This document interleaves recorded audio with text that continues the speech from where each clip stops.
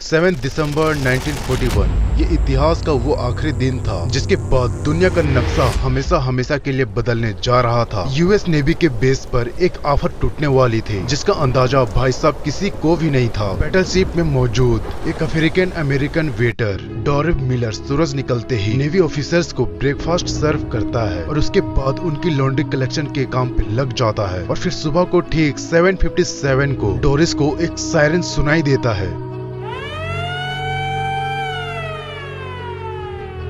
और वो सायरन कोई भी अपना सर्विस में यानी कि नौकरी में सुनना नहीं चाहता। और फिर वो जल्दी से बाहर निकलता है और ये सब देख के वो हैरान हो जाता है कि पूरा आसमान जापानीज बॉम्बर एयरक्राफ्ट से भरा पड़ा मिलता है। और पलक झपकते ही पूरी नेवल बेस पर तो जैसे कोई कयामत टूट पड़ी हो, क्योंकि दोस्तों जापानीज बॉम्बर एयरक्राफ्ट चुन चुन कर अमेरिकन शिप को तबाह करना शुरू कर दिया था। और आपको बता दूं ये हमला यूएस का पर्ल हार्बर बेस पर किया गया था। जी हाँ, और आज हम ये जानेंगे कि जापान अमेरिका जैसे मुल्क पर हमला करने की दोस्तों इतनी बड़ी हिम्मत क्यों की थी। डोरिस मिलर नामक एक बावर्ची को अमेरिका का सबसे बड़ा अवार्ड क्यों दिया गया और अमेरिका ने जापान पर न्यूक्लियर हमला क्यों किया था। तो दोस्तों ये जानने से पहले ब्रेनोसोर में फिर से आपका स्वागत है। नाजरीन, हमारी इस इंटरेस्टिंग स्टोरी की शुरुआत 1941 में होती है जब वर्ल्ड वॉर 2 में अमेरिका ने जब चाइना को बचाने के लिए सब कुछ अपना दांव में लगा दिया था। जी हाँ दोस्तों, वही चाइना जिसके खिलाफ आज 2023 में अमेरिका खुलकर बात करता है। दरअसल हुआ ये था कि वर्ल्ड वॉर 2 को स्टार्ट हुए 3 साल गुजर चुके थे, जिसमें एक साइड जर्मनी और इटली थे, जबकि दोस्तों दूसरे साइड ब्रिटेन, नीदरलैंड और फ्रांस थे। और आपको बता दूं इस जंग में अमेरिका का कोई पार्ट नहीं था।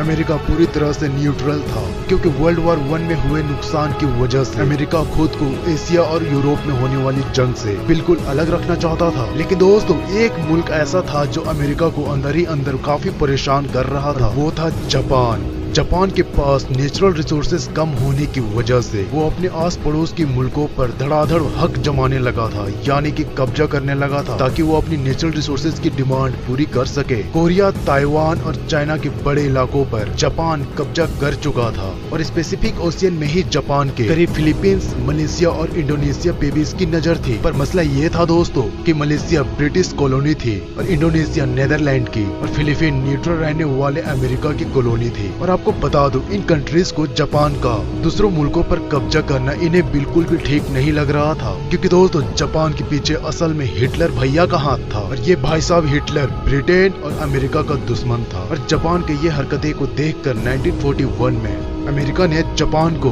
ऑयल देना बंद कर दिया, क्योंकि जापान के पास कोई अपना ऑयल नहीं था, बल्कि उसका डिमांड का 80% ऑयल अमेरिका से ही इंपोर्ट करता था। और फिर अमेरिका ने उसके सामने एक कंडीशन रखी कि बेटा पहले तो आपको चाइना में अपना कब्जा छोड़ना पड़ेगा, तब जाके आपको ऑयल दिया जाएगा। और फिर ये जापान के लिए बड़े ही मुश्किल फैसला था। और एक तरफ से अगर वो चाइना से अपना कब्जा छोड़ देता तो पूरी दुनिया समझती कि बेटा इसमें हिटलर के सपोर्ट के बावजूद भी अमेरिका के सामने अपने घुटने टेक दिए हैं। दोस्तों दूसरी तरफ ऑयल था जिसके बगैर जापान के होल्ड वैसे ही कमजोर पड़ जाना था। और फिर जापान ने फैसला किया वो चाइना से अपना फौजी वापस नहीं बुलवाएगा, बल्कि बेटे जापान ने अंदर ही अंदर एक प्लान बनाया कि ऑयल के लिए इंडोनेशिया पे कब्जा करेगा। लेकिन ये इतना आसान होने वाला नहीं था। जैसे कि दोस्तों ये हम पहले भी जान चुके हैं कि इंडोनेशिया उस वक्त नीदरलैंड की कॉलोनी थी और वहाँ तक पहुँचने के लिए जरूरी था कि पहले फिलीपींस पे कब्जा किया जाए, जो कि भाई साहब अमेरिका की कॉलोनी। लेकिन जापान को ये बड़ा अच्छे से पता था कि अगर उसने फिलीपींस पे हमला किया उसकी जवाबी कार्रवाई पैसिफिक ओशियन में मौजूद American naval base Pearl Harbor से की जाएगी।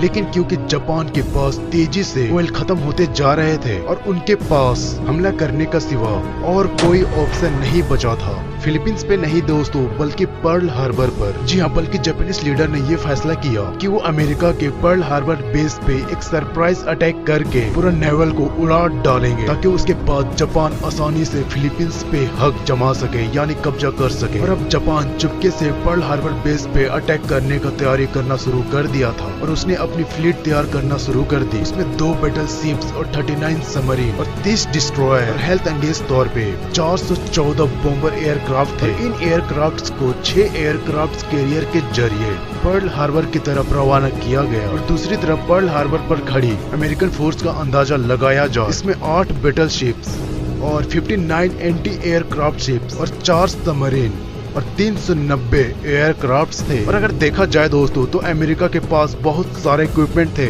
यानी कि जापान को धूल चटा सकते थे, लेकिन जरूरी ये था कि इनसे पहले इन लोगों को इन्फॉर्मेशन मिल जाए। लेकिन भैया जापान ये अटैक को सबसे टॉप लेवल वाला सीक्रेट रखना चाहता था, इसलिए जापानीज कमांडर ने ये फैसला किया कि हमले से पहले वो किसी भी वायरलेस कम्युनिकेशन से दूर रहेंगे। दोस्तों आपको ये बता दूं, जापान से निकलने वाले फोर्स करीब 8000 किलोमीटर का फासला तय करके पर्ल हार्बर से सिर्फ 370 किलोमीटर दूर थे, और यही वो पॉइंट्स था जहां पे एयरक्राफ्ट को हमला करने के लिए टेक ऑफ करवाया गया। और भाई साहब ये वर्ल्ड वॉर 2 का सबसे बड़ा हमला होने वाला था, जिसमें अमेरिका एकदम इंक्लूड ही नहीं था। जी हाँ दोस्तों, आपने सही सुना, लेकिन 7 दिसंबर 1941 को सुबह में 7:57 पे 350 जापानीज एयरक्राफ्ट्स ने पर्ल हार्बर पे 2 अलग अलग ग्रुप्स में धावा बोल दिया। और यहाँ अमेरिकन इस हमले से बेचारे बिल्कुल अनजान थे, उन पर तो जैसे बिल्कुल कयामत ही टूट पड़े। जापानीज की पहले तो बॉम्बर एयरक्राफ्ट ने वहाँ पे तो भाई पहले तो मिसाइल से ही हमला शुरू किया और 45 मिनट्स तक पर्ल हार्बर पे हमला करते रहे,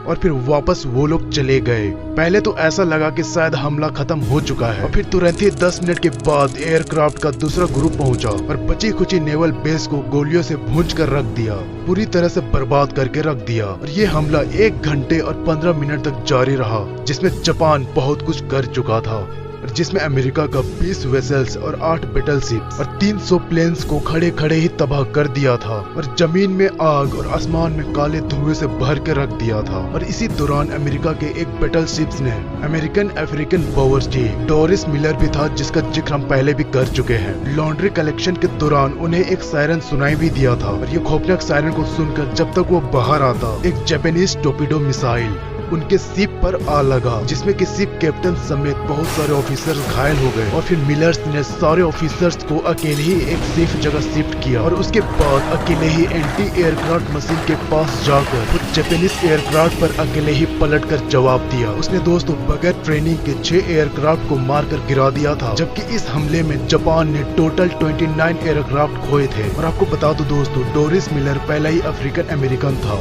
जिसको बाद में नेवी क्रॉस दिया गया। ये अवार्ड यूएस नेवी का सबसे बड़ा, जबकि यूनाइटेड स्टेट में मेडल ऑफ ऑनर के बाद दूसरा बड़ा अवार्ड है। और 1 घंटे 15 मिनट वॉर होने के बाद जापानीज एयरक्राफ्ट वापस तो चले गए, लेकिन वो अब अमेरिका को भी वर्ल्ड वॉर 2 में धकेल चुके थे। वो अमेरिका जो बेचारा वर्ल्ड वॉर 2 में एकदम ही इंक्लूड नहीं था। अमेरिका ने पर्ल हार्बर पे हमला के अगले ही दिन जापान को सबक सिखाने का फैसला कर दिया और उनके खिलाफ खुली जंग का ऐलान भी कर दिया। और अगले 3 महीनों तक America Pearl Harbor naval base को रिस्टोर करने में लग गया, और खुशकिस्मती से कई शिप शैलो वाटर्स में डूबी थी, जिसे वो रिपेयर भी कर सकते थे।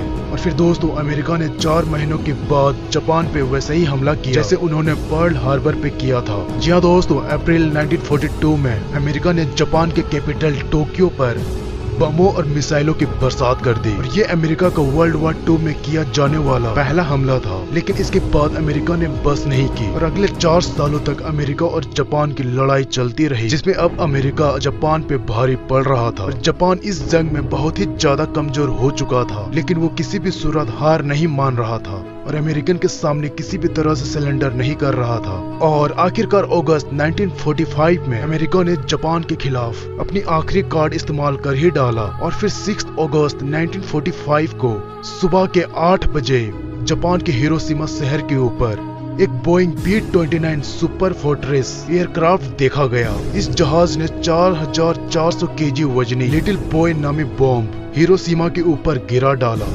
एग्जैक्टली 43 सेकंड के बाद एक जोरदार धमाका हुआ और सब कुछ वाइट हो गया। उसके बाद एक फायर बॉल जमीन से आसमान की तरफ गया, जिसमें जमीन का टेम्परेचर दोस्तों 5000 डिग्री सेल्सियस तक पहुंचा दिया। आपको बता दूं, ये इतिहास का पहला न्यूक्लियर अटैक था, जिसमें चुटकी में ही 80% हिरोशिमा में जो बिल्डिंग थी वो गायब हो गई, यानी मिट्टी का ढेर बना दिया। जापानीज मिलिट्री लीडर्स का तो जैसे पैरों तले जमीनी खिसक गई थी। आपको बता दूं, ये बेचारे लोग सदमा में तो थे ही, लेकिन 3 दिनों के बाद 9 अगस्त 1945 को अमेरिका ने जापान के नागासाकी शहर में भी न्यूक्लियर बॉम्ब गिरा दिया, और ये मार्क 3 बॉम्ब था, जिसका कोड नेम फैट मैन रखा गया था। और ये 4670 केजी वजनी बम पूरे शहर को एकदम साफ कर दिया। और दोस्तों ये 2 बम थे जो इंसानों पे पहला बार और आखिरी बार इस्तेमाल किए गए थे। और एक अंदाजे के मुताबिक हिरोशिमा और नागासाकी के हमलों में लगभग 2,60,000 लोग मारे गए थे।